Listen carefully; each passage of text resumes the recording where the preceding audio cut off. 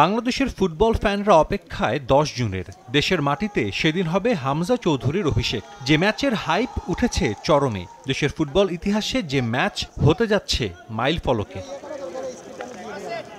তবে তার আগেই বিগ ম্যাচে বিগ টেস্ট দিতে হবে হামজা দেওয়ান চৌধুরীকে। শেফিল্ড ইউনাইটেডকে ইপিএলে প্রমোশন এনে দেওয়ার পরীক্ষায় অবতীর্ণ হবেন বাংলাদেশ ফুটবলের পোস্টার বয়।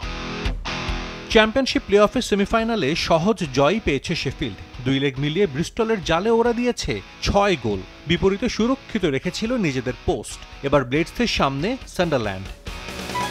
এ ম্যাচটার মূল্য অনেক, জিতলেই মিলবে ইপিএলে প্রমোশন, সঙ্গে ক্লাবের ফান্ডে যোগ হবে মোটা অঙ্কের অর্থ। তাই কোনোভাবেই সুযোগটা হেলায় হারাতে চায় না ব্লেডস। ওয়েমলির বিগ ফাইনালের আগে অনুশীলনে বেশ ফুরফুরে দেখা গেছে শেফিল্ড ফুটবলারদের।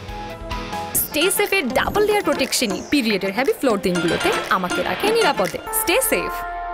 তবে এ ম্যাচে একজনের দিকে একটু আলাদা নজর থাকবে সবার। তিনি আর কেউ নন, হামজা দেওয়ান চৌধুরী। মিডফিল্ডার হলেও প্লে অফ সেমিফাইনালের 2 লেগেই খেলেছেন রাইট ব্যাক হিসেবে। পজিশন পরিবর্তন হলেও পারফরম্যান্স ছিল রক সলিড। আর তাই কোচ ক্রিস উইল্ডার গুরুত্বপূর্ণ ফাইনালেও হামজাকে রাইট ব্যাকেই খেলাবেন। চিরচেনা 4-4-2 ফরমেশনে দল মাঠে নামাবেন শেফিল্ড বস।